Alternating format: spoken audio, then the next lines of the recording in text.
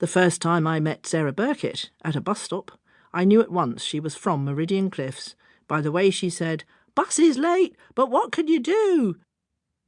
But it's not just the wind you have to worry about at Meridian Cliffs. There is also rampant coastal erosion. Since its foundation in 1921, the settlement has lost at least 15% of its original surface area, as the cliffs have crumbled and dropped, sometimes taking quite popular landmarks along with them. You may have heard the expression, "there goes the neighbourhood." In Meridian Cliffs, "there goes the neighbourhood" means something quite different from what it usually means anywhere else in Britain. When the settlement was founded, just after the First World War, it was initially christened Armistice on Sea as the result of a newspaper competition. Few regret that the name didn't stick.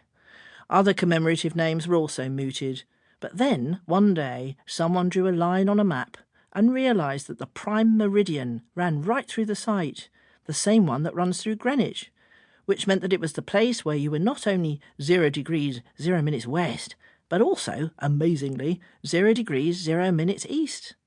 And so the name Meridian Cliffs was coined.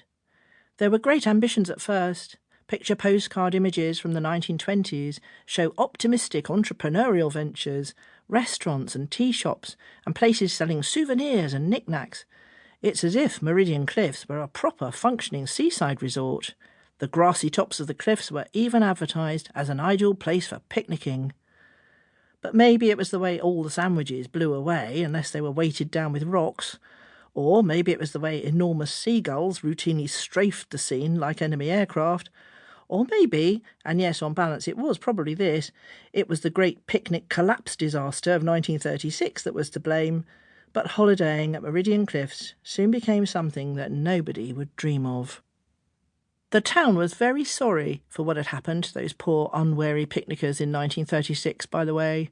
So much so that for decades after the picnic disaster, a party of Meridianians, led by the now elderly founder of the place, George Birkett, would mark its anniversary with a solemn ceremony. Little Sarah Birkett, holding hands with Grandpa George, still remembers being among those who used to gather at a guano-caked plinth on the cliff top, which was topped by a life-size bronze representation of a picnic basket. But then, in 1972, the entire cliff, plinth, basket and all, collapsed just after the Birkett party had walked away from it, and they decided then that enough was enough. Now the wind has won. Meridian Cliffs has surrendered. George Birkett is no more. His granddaughter is glad he didn't live quite long enough to see his town wave its white flag, lie down, and give up the ghost completely.